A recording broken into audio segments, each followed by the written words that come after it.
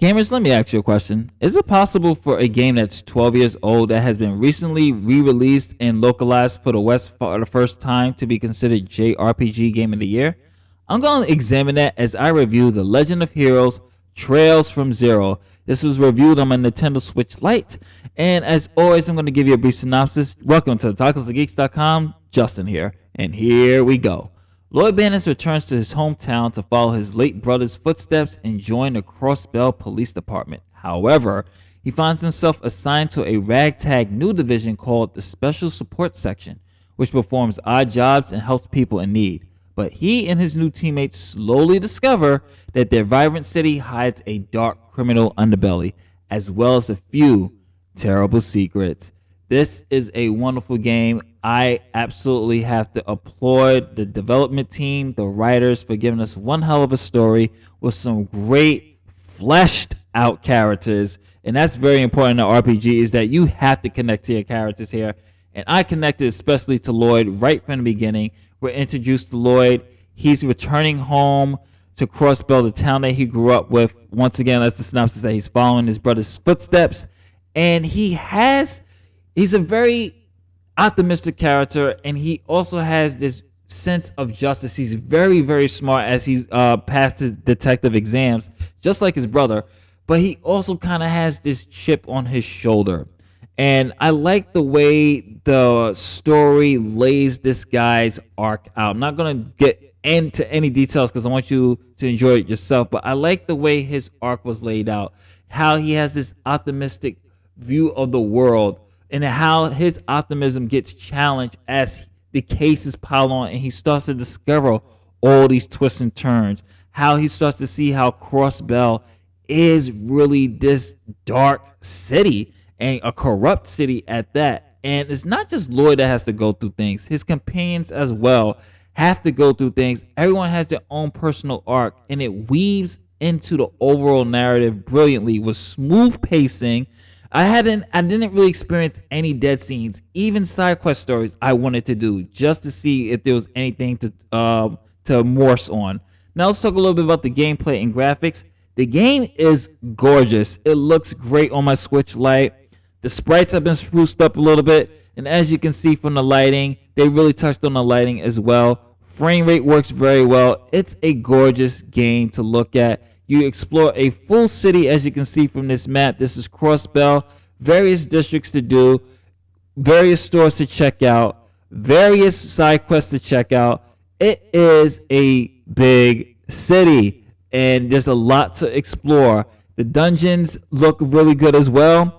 And as far as battle system and how the gameplay mechanics is, it is a turn-based RPG. So for those who are not familiar with turn-based RPGs, the rule of turn-based is you go first if you attack first, or the enemy goes first, depending on who the game sets you up for. What you just saw there was the team rush. If you attack your enemies from behind, you're able to do an all-out attack with team rush. But there's not just that you can do. There's various other things that you can do when it comes to attacking.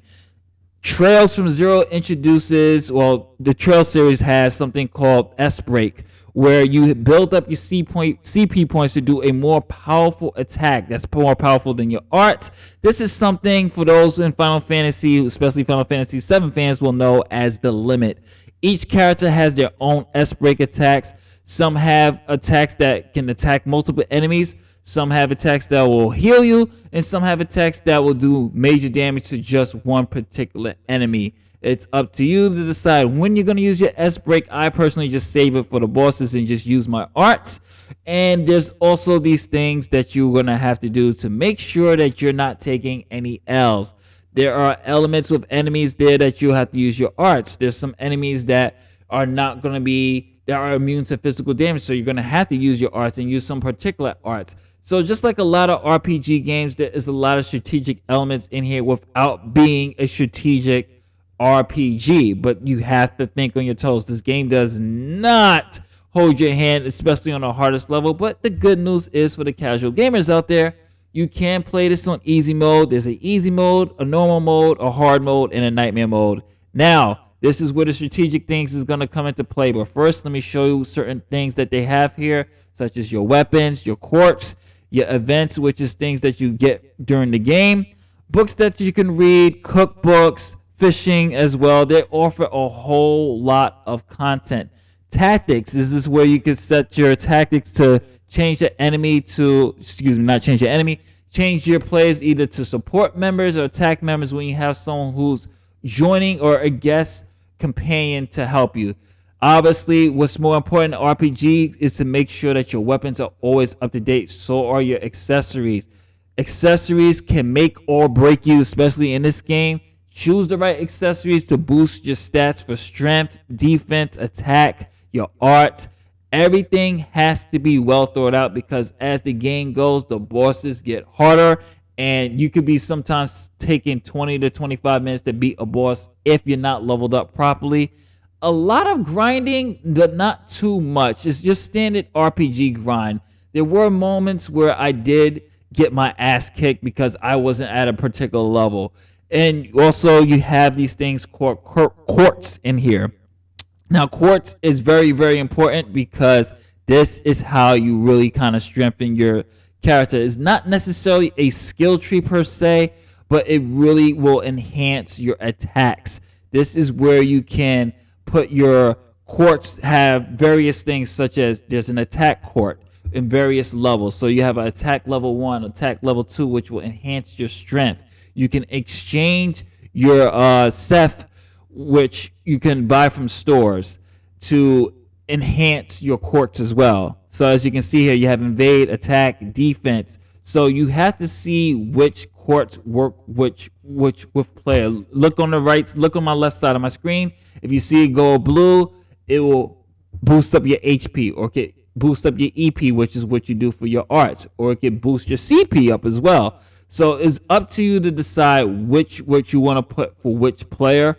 That's where the real strategic element comes into play. Have a lot of fun to do a lot of mix and matching, and if you mix things properly, and you might actually get more and unlock more powerful attacks. The game also has tons of quests that you have to do, and some are mandatory, some are optional. Highly recommend you to do all of them because you might miss on special items that you can use to create new items, or special items that will be able to aid you and make your boss battles easier.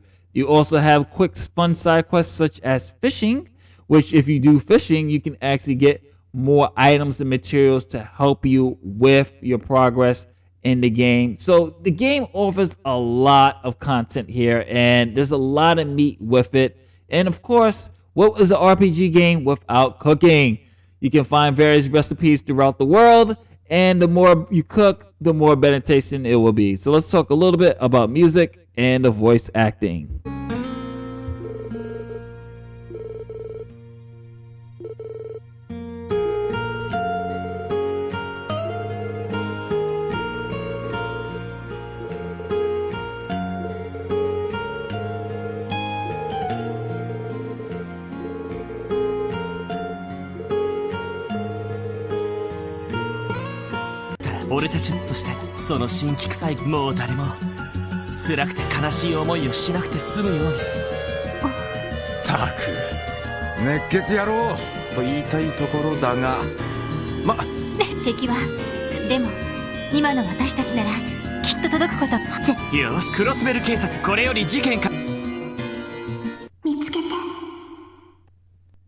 Music is absolutely amazing, and just kudos to the composer.